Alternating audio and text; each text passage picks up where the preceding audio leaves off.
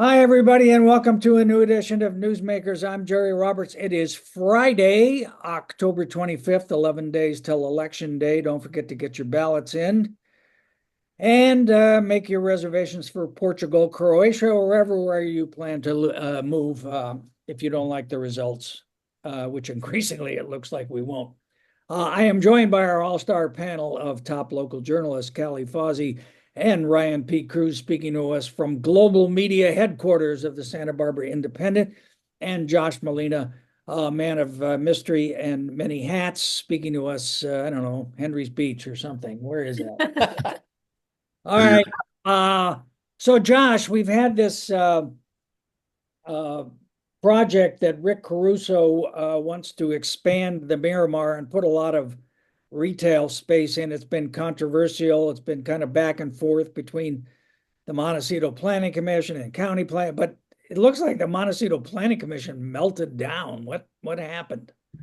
Yeah, this was one of the most dysfunctional things I've seen in terms of public government and meetings. But essentially, this was this really important meeting where the Montecito Planning Commission was finally going to be able to weigh in on the fate of the Miramar Resort housing and boutique shop project.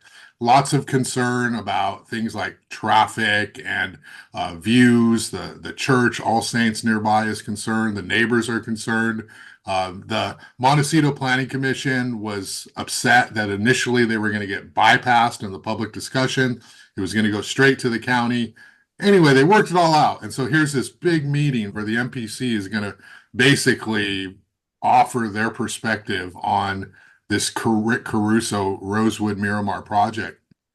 It was like a movie. It was like the People's Court. It was like Judge Judy. It was so ridiculous. Okay. So You you've given up on your Perry Mason cultural reference since it I'm makes trying to you look change too it for your old. show, Jerry. I, You're I, I too use that old. in my story. Makes you look too old. Go ahead.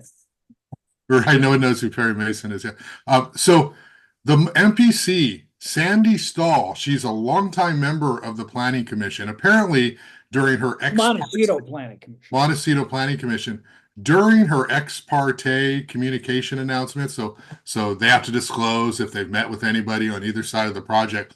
She forgot to mention that she had been meeting with one of the main opponents of the Miramar project. And so she revealed all of her other stuff. They had 4 hours of a hearing, and in this like incredible like television courtroom theatrics, one of the attorneys for Caruso, right before they're going to go to lunch, they say, "We have concerns that we're not going to get a fair hearing because Sandy Stahl sent a Microsoft Word document to our planner, and we looked at the track changes history, and it traced back to this guy over here who is a primary opponent. So we believe that one, it was not disclosed. Two, they're working together to sabotage this project, and we don't believe we're going to get anything fair right before lunch." And so they go to lunch, and it's like this big bombshell. And then they come out, and Sandy Stahl recuses herself, says, "Oh, I didn't know that this was something that I had to say. I was confused or I didn't understand." It's like she's been on the commission for a long time. I mean, they This, typically do that. They do disclose their ex parte communication. yeah, they disclose if they've had any communications with any side. And so this really destroyed the entire credibility of the MPC on this issue. This really frustrated the neighbors, the residents who have Yeah. legitimate concerns about the project. I mean, Caruso won. It was a big win for them. So now they're done. MPC, they're not going to have a formal vote because they didn't have a quorum. Once Sandy Stahl said this, there wasn't a quorum because Marshall Miller, the chair, he already had to step down because he's a parishioner of All Saints. And they had somebody else remotely, but you need a quorum in the room present. And so, big disaster, big mess up. And now the thing's going to go to the County Planning Commission for a vote. If it's approved, it'll get appealed to the Board of Supervisors, and undoubtedly it'll get approved there because Doss Williams is a big supporter and they're trying to rush it before he leaves office. So they'll get it to the board, you think, before his term is up? Well, they'll definitely go to the Planning Commission because that's set for November. If it's appealed, yes, Caruso wants it during Doss's term. Yeah. I bumped into Roy Lee the other day and he has some questions about it. Well, Roy Lee, by the way, I mean, for for as popular as Roy Lee is and how everybody thinks he's going to be the savior of the first district, he's not been at these meetings. He's not showed up. He's not tried to say, wait, one could have a theory that he's just kind of trying to be invisible and maybe hoping it gets resolved before he gets on the board. He's I mean, not taking. or you could have the theory that Roy is too decent and polite to live in the world that we now live in. And, there's that too. Roy's kind of old school about those things, but anyway, all right. So And so what are they, just finally, what are they trying to build? They're trying to build market rate housing as well as employee housing. And they're also trying to build 17,500 feet of retail boutique shops, $1,000 jeans, $2,500 handbags, or super expensive stuff. And the neighbors say, Caruso's turning this into a mall. And by the way, you're putting all of the workforce housing kind of in the back, and it should be up front. So they have all these questions about Caruso's motives. I do have to say, Caruso and his team give amazingly, like an incredible public relations effort and display with their videos. They're very polished. Kale salads. I mean, come on. I mean, that was a huge deal. They're pulling out all the stops. So the last thing on this is, so somewhere in here, the church has gotten historic landmark status, but then there's some dispute about whether that includes a view. Where's that in all of this? Separate project. They have landmark status, but it does not include the views. The views are not part of that. So the church members are upset because the market rate housing on the corner of Jameson and Eucalyptus would block the mountain views from a window from inside the church, and they're very upset about that. And they were there. They've been at all these meetings. So are they're against the project? Because that's kind of influence. Yeah. There's a lot of influential members. They want the housing flipped. They basically want to keep their views. They want that market rate and the employee housing flipped so that they can maintain their views. But it's kind of a big mess, and basically the county staff is recommending approval. So it's going to be very unlikely that this project's going to get. Lisa build plum, and of course she is. Do we have any sense of where Mike Cooney is on any of this, the first district planning commission? No, I reached out to him for like one of my preview stories and he didn't get back to me. And so I don't know where he stands, and I don't recall what he said at that first meeting. They didn't deliberate at the first meeting. It was just like presentation. So I don't have a sense of that. Yeah. Last honest man in county government. All right. Callie, we had this weird story coming out of the Santa Barbara Charter School I guess it's last month now. But there's multiple lawsuits that have been filed because they had this teacher who was kind of doing all these creepy things for 7 years that they discovered, and there's multiple lawsuits, and they were about to lose their insurance the last time we spoke about it. What's the latest? Yeah, so the charter school just barely avoided losing their general liability insurance in the wake of everything that happened with Shapansky and these two, as far as I know, lawsuits. Shapansky, explain who Shapansky is. Right. So Shapansky is a former teacher who worked there for 7 years, and during his time working there was recording children, changing clothes. He was recording children in his house. And he was recently charged by the Santa Barbara County District Attorney's Office with 2 counts of child molestation and then 70 counts of electronic peeping.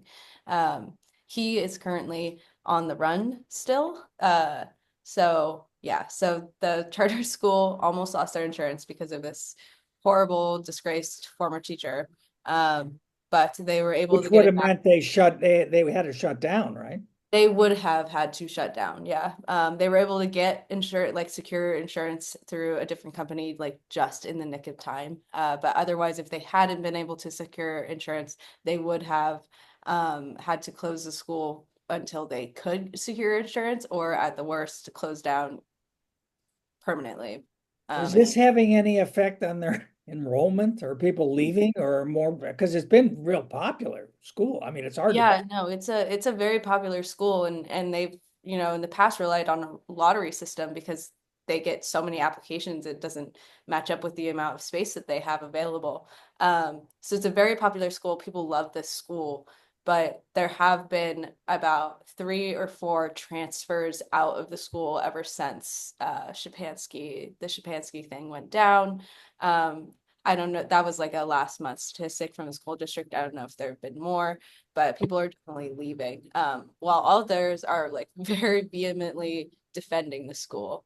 So it's like a two sides of the same coin. But nobody knows. I mean, like nobody, does anybody know? Like, did he make digital films? Are they online? Did he? No, so I mean, like the last that I checked with investigators, like they don't know if this has been distributed, or at least they haven't told me if it has been distributed to third-party websites. Um, I'm pretty sure it also mentioned that one of the lawsuits, like investigators just they don't know yet, or they haven't told people. Um, yeah, so I don't know if it has or not.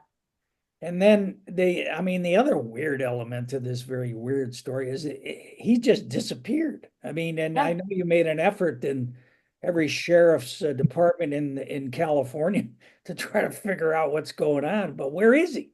It's really crazy actually. Yeah, no, he left. He didn't show up to his arraignment date in September, and he was last seen in Fresno on a Honda Monkey motorcycle with a big backpack heading towards Yosemite.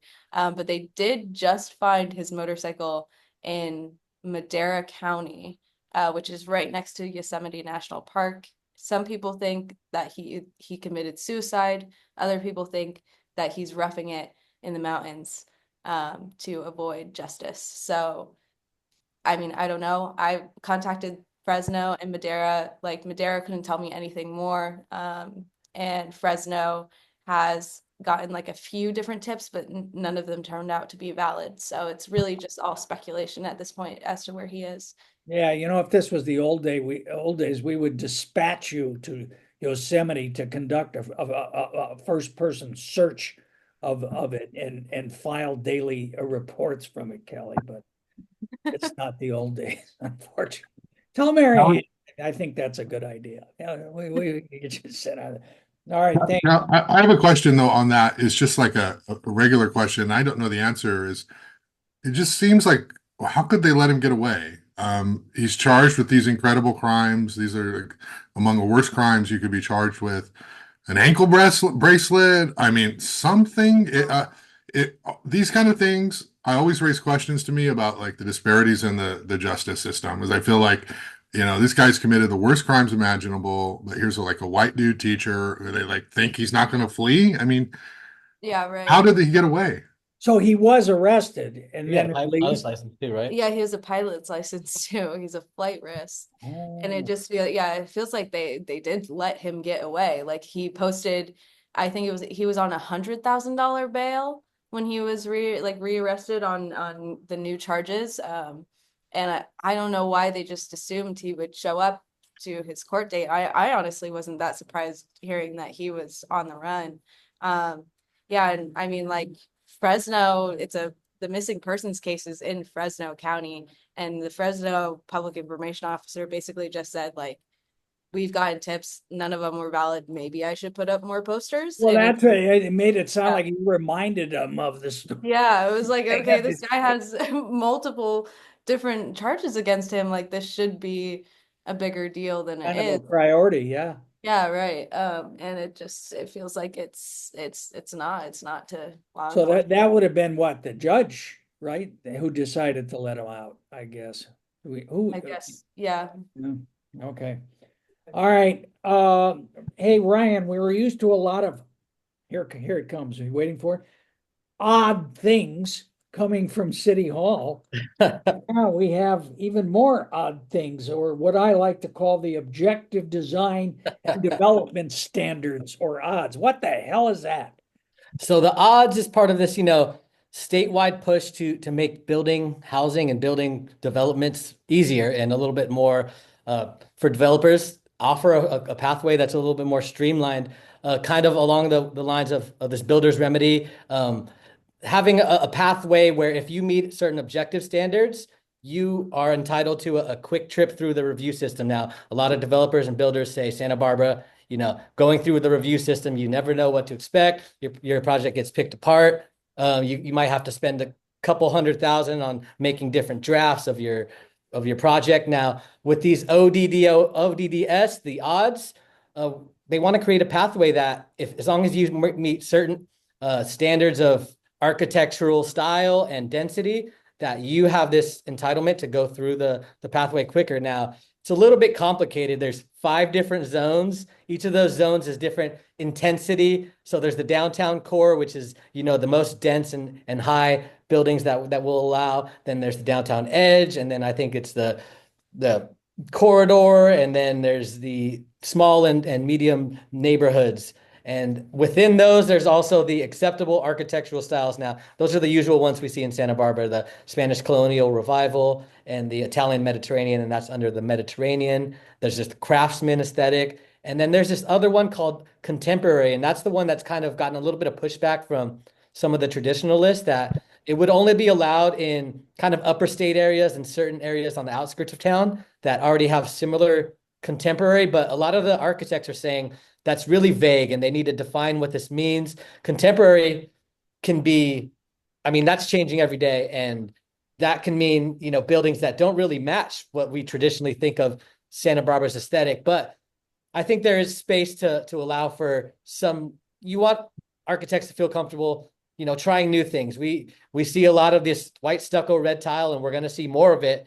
But I think, there is a space for some ways to do that in a new way. Now it's going to be, they're really trying to thread the needle here, because they're trying to deal with the state demands, but also, keep Santa Barbara why it's Santa Barbara, which is our aesthetics, really. Exactly. And I think that's what they want to do, is make it so if you have something that already fits within Santa Barbara's, aesthetic, and there's buildings in that neighborhood that already fit that, there's no reason why your project can't go through pretty quickly, as long as it's not trying to go way above or something way out of the box. Now, I think this will help. Hopefully, a lot of the city planners are really hoping that it helps clear up some of that logjam in the review system and get Why some is Kristen projects done. so hurry? Why, Kristen, you had that quote in your story where So it wasn't let's hurry up Kristen. and Yeah, do maybe I should have explained that a little bit more. It was more the city staff. Rosie Dicey was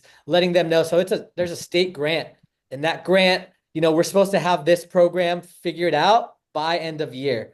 So that gives them the ordinance committee, and I think that was the right choice for Mike Jordan and Oscar Gutierrez and Kristen Steddon to kick it to another meeting so they can really have time to digest it. It's a 200-page report. I'm probably one of the few people that's read it all the way through, and along with the ordinance committee members. So giving them a chance to really talk about it more is a good idea, but that'll happen on December 3rd. That means they might either have to do one of those 2-for-1s where city council meets December 3rd and just approves whatever ordinance committee approves, or they rush it and do it a week or two after. But there's the holiday break, so there's only a few weeks they're meeting. Josh, did you catch that little sly smack that Ryan just gave you there? He's the only one who's actually read the thing. But you're forever at the ARB, the Architecture Review Board, and there's always weird stuff that's coming up there that they're like, "What? Get out of here with that." And I would still say so. Contemporary thing is weird. There's still be projects that will go through the regular review system, subjective review. If they don't fall within these zones, within this odd standard area, then they will go through the regular review system, and they'll still get this, this picking apart. And, there's 2 ways to think of that. There's a way of they're a little bit nitpicky and stuck in the past, or there's a lot of people that think they're preserving the character Santa Barbara is known for. So it's kind of how you look at it. Yeah. Jerry, any report over 10 pages, I just called Megan Harmon and I asked her, hey, can you explain this to me? You know, and I just trust that's correct. So I actually did flip through the odds thing, and you know, it is so complicated. I think I covered it at the Planning Commission. It's one of those stories, like from a journalistic perspective, it's super important. But it takes so much work to like develop a news peg to explain it. You know, it's just like so. Yeah. Yeah, it's one Ryan, of those things I'll keep reading, and I'll wait for the final vote next those time I things write that it. that's not super exciting sounding or to dive into, but one of those things that might have an impact over time, and you know what projects go through, and over time what the city looks like. Yeah. Hey, Callie, I meant to ask you when we were talking about when we were already on the education crime beat, this awful situation that happened at La Colina or on the La Colina campus this week, Alta Vista Alternative High. What was that all about? Yeah, so it was at the Alta Vista Alternative High School, which shares a campus with La Colina Junior High. But basically, multiple students got into a fight. There was a knife involved, I believe, and the staff, the district says, staff intervened immediately. The fight was broken up immediately. But two students left campus. They were later found by police. One of them had like moderate, non-life-threatening injuries, and the other one was arrested and put in police custody for like the furtherance of criminal like gang violence or something. And But a million cops showed up too, right? I mean, they shut down the campus and they put the campus in a shelter in place protocol for about 40 minutes, both campuses, while the cops looked for the two missing students. So is that a new protocol that they have for campus safety, or is that, because I know you did a piece a while back about the county, about Susan Salcido trying to get some consistency in terms of what safety protocols are, or is that just what would have happened regardless, you think? I mean, the districts made it sound like that's what it would have happened regardless. I feel like I haven't, in my time reporting on this district, like I've heard, lockdown protocol and stuff, but I've never heard, shelter in place before. Yeah. But I don't know. They made it seem like that's a good question, but they made it seem like this is something that they would have done, nevertheless. So I don't know. And what is, I should know this, but I don't really, Alta Vista Alternative High School, what is that? It's like I think it's like an alternative middle school for. Yeah, it's for kids that, have gotten in trouble in regular school a number of times, and it's kind of an alternative pathway to have them be in a classroom where they can get a little bit more attention. And incidents like these do happen more often at those, but it's kind of one of those things where you need to have these schools somewhere in the city, and you hope that these fights don't happen. But these are the kids that it'd be like an alternative to juvie. Yeah, it's similar to that. Like La Cuesta, these type of schools that we've had that help kids get their educational goals and reach those GEDs when maybe they're behind, or they've been getting in trouble, or have home situations that are lead them to acting out like this. Yeah. All right. That was sad. It just made the whole thing made me sad. Yeah. All right. Well, Ryan, I gotta hand it to you. One of the worst assignments there is, we're gonna give you the holiday story this year.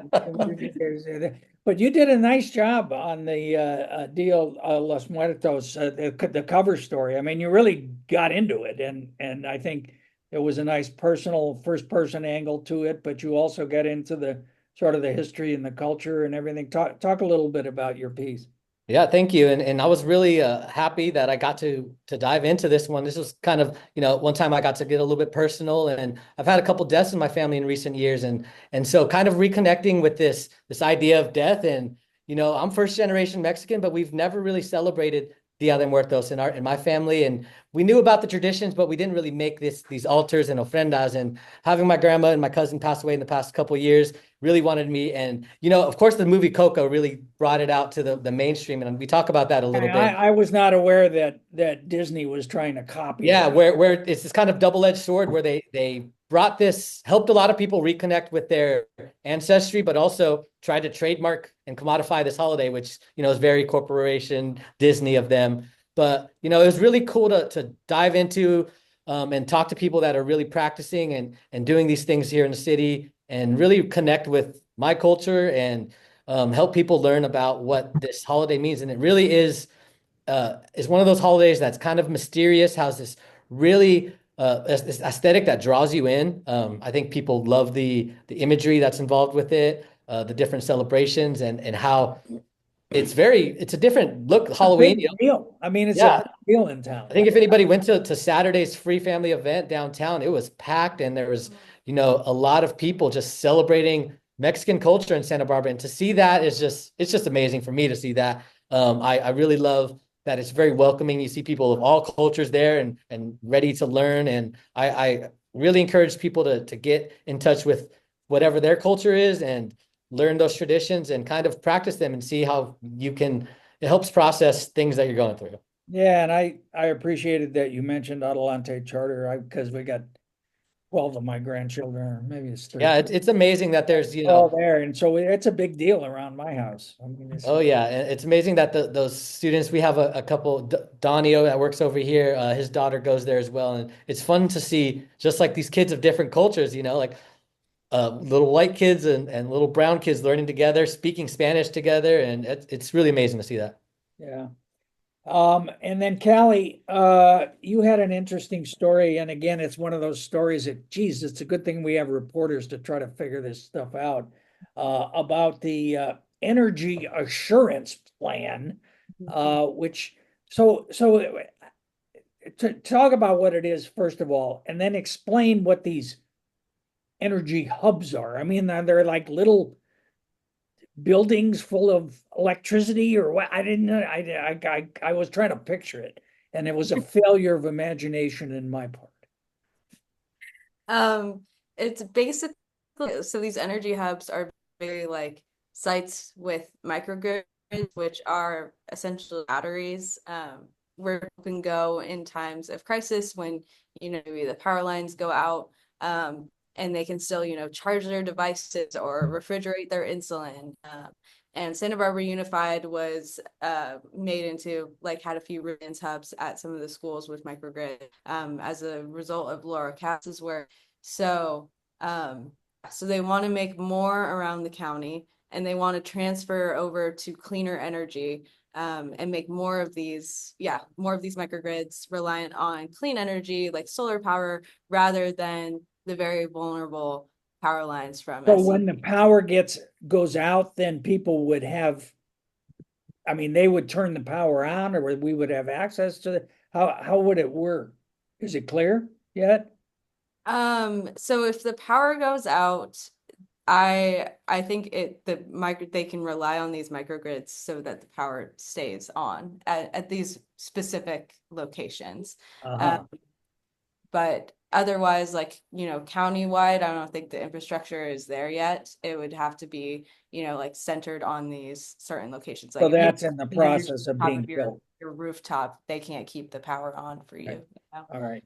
And of course, the macro issue is that we're right at the intersection of PG&E and Southern California Edison. Yeah, So we're right at the end of the line, and all of those lines go straight through wildfire and flood areas. So if something happens, we're basically screwed unless we have these backup plans that the county is putting forward. And again, this is just a plan. I have a lot of qualms with plans, but yeah, they do have, you know, ideas for implementation, and the county is taking a really good lead. I do have to give them kudos for that. They have already installed a lot of solar, a lot of EV chargers, microgrids at different county facilities, and they're trying to install more, but it's really expensive. So yeah, well, between Ryan and the odds and you on the the EAP. EAP. You need to march into Mary Ann's office and both demand a large raise.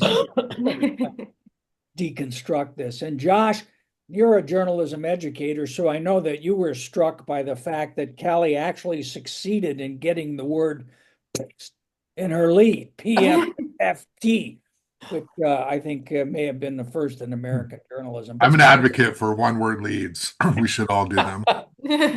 Could have just gone and then period paragraph. Yeah, that would have worked too. Yeah.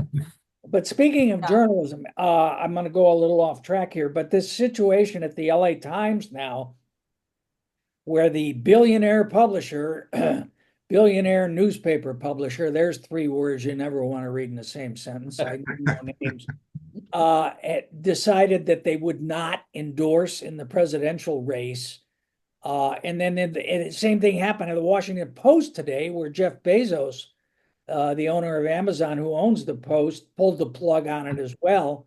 I mean, Josh, I somehow I feel a Santa Barbara Talks rant coming on your part, but I mean, is there any way to interpret this other than the, oligarchs circling the wagon in advance of a Trump victory that they see coming?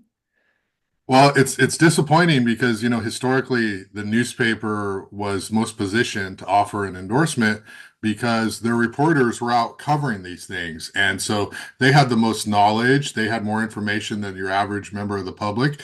And then editorials would be made, positions would be taken based off of the strong reporting of your newsroom. And there's a separation. But who's more poised to offer an endorsement than Los Angeles Times or the Washington Post or any paper of record? And when you sort of abdicate that responsibility in this presidential election, I don't know why you even going to have endorsements in the first place, or why are you going to ask people to think you're some organization with credibility? Because I mean, okay, people get all worked up, right? Like the end of the world's not going to happen if Trump wins, okay, obviously, but it's pretty clear, objectively speaking, that there's like a correct choice in this presidential contest. And so in a close race, you have to take a stand. You have to, because it makes a difference. And when you don't, Well, and of course, Trump immediately jumped on this. See, Kamala's hometown paper won't even endorse her. And it's, I've been reading a little bit about authoritarianism, and there's something called anticipatory obedience, which is you don't have to be directly threatened by a tyrant or a dictator or whatever it is. You're afraid of them enough that you back off on your own. And I fear that's what we're seeing here. And if the press can't take care of it, I think that's exactly what we're seeing. And it's a kind of an alarming trend that big publications and big media companies, they're afraid to be critical of Trump. We've seen it with the New York Times too. And this idea of, well, if we're too critical now and he still has a chance of winning, what is he going to do? What is the administration going to do to us after? So they're kind of hedging their bets. It seems like, from my point of view, that these big, huge companies are going soft because they don't want to be the ones that were saying all this bad stuff about Trump, and then he gets elected, and then he takes their license away, which there are no licenses for publication, and he's already out there saying they should take their license away. So people playing into that, is they're, like you're saying, they're giving into this fear, and that's not what we're supposed to be doing in this. And the thing, the thing that's enough to make a hog puke is that then they try to position it as some kind of principle. Oh, well, we're not going to endorse in future. Yeah, 11 days before the election, they decided that they had a big principle about this. I don't know. I just give up. Josh, I'll look forward to your commentary. All right. Well, look at. I will be careful with it, though. Well, I think one thing Josh is going to do, Ryan and Callie, is he's going to wonder why you two are not resigning in protest because. You had to go there, Jerry. Mary Ann refused to endorse in the in the District 1 council race. We had our own notable non-endorsement. Yeah, I will say that. And as you guys know, the endorsement process is the newsroom is a magical room where everybody can argue about all things. So there was lots to say on all of that. We always respect the decisions, but I think this is not something on the level of, if we didn't endorse in the presidential, I think that might be a different conversation we would want to have with Nick and Marianne. Oh, for sure. All right. Okay. All right. Callie Fausey, Ryan P. Cruz, Josh Molina, thank you so much for taking the time to speak with us today. Thank you all for watching. We'll be back next week with our last pre-election show, and we'll try to bring you a lot of behind-the-scenes stuff and round up on everything that's still afoot to be determined in the election. So we'll see you next time on Newsmakers. Bye.